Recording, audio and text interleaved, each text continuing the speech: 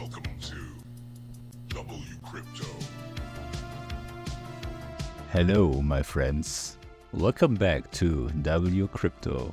In yesterday's video, I highlighted the clean recovery that took place right next to my yellow drawn line, a level I pointed out well before the drop down to 114,700. Since then, price action has deviated slightly from that upward path. That's not surprising.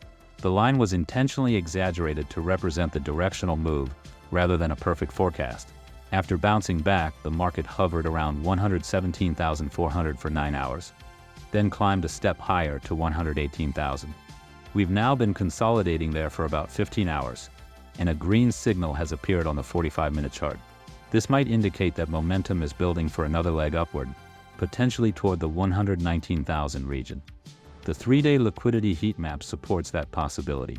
It highlights 119,750 as a key level where positioning is stacked.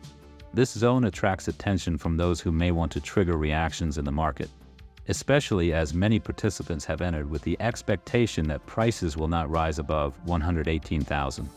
One of my open positions, which I built around 116,000, and averaged down to an entry of 115,700, is currently performing well. Other ongoing positions are also progressing steadily.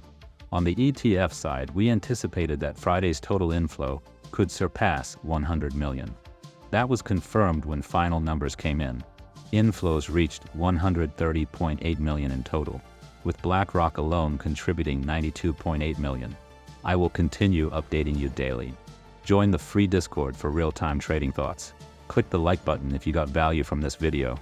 Subscribe and turn on the notification bell to stay updated. And see you in the next one.